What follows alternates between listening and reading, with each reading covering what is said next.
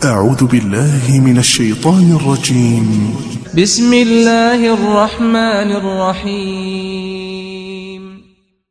Kemudian di ayat yang kedua jemaah sekalian, ilafihim rihlatash syita'i was-shayf. Rihlatash syita'. Kebiasaan dari orang-orang Quraisy pada zamannya itu mengadakan rihla, perjalanan. Rihla, perjalanan. Asy-syita' pada musim dingin, asy-syita' musim dingin, was-shayf. Was-shayf ini musim panas.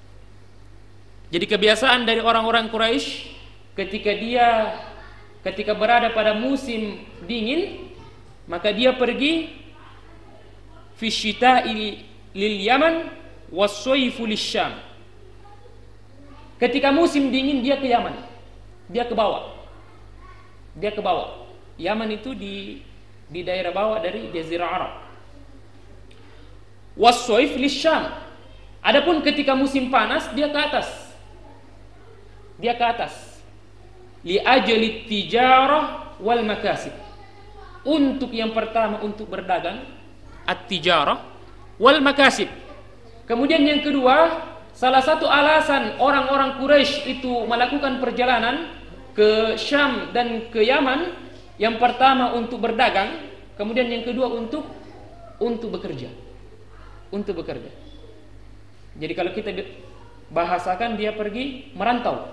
Dia merantau ketika musim dingin li syita'i lil Yaman, ke Yaman, dan ketika musim panas dia naik ke atas ke Syam.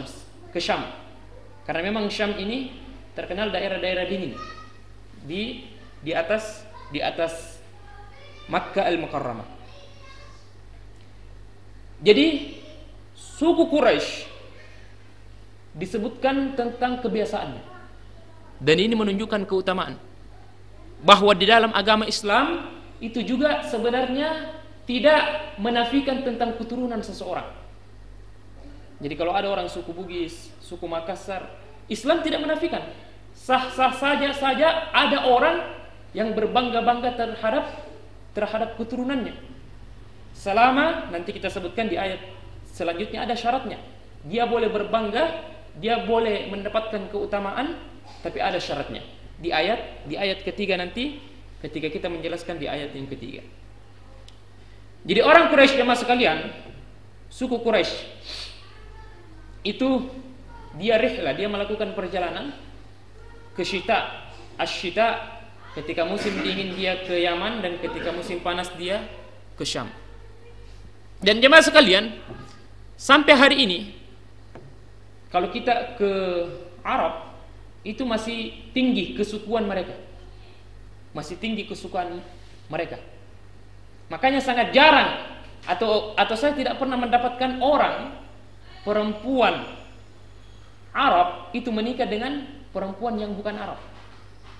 Karena sangat tinggi kesukuannya.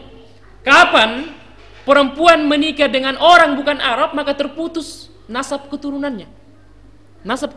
Bahkan di daerah-daerah Makkah, selain Makkah dan Madinah, karena Makkah dan Madinah ini sudah banyak suku-suku di dalamnya. Selain di daerah-daerah ini, itu masih kental kesukuan mereka.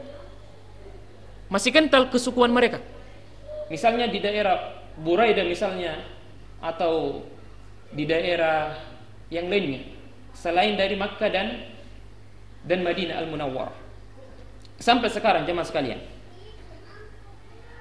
Kemudian Allah Subhanahu wa taala berfirman di ayat yang ketiga, "Falyabudu rabb hadzal bait." Falyabudu rabb hadzal bait. Maka sembahlah Tuhan pemilik dari al-bait. Al-bait di sini adalah Ka'bah. Ka'bah atau Masjidil Haram.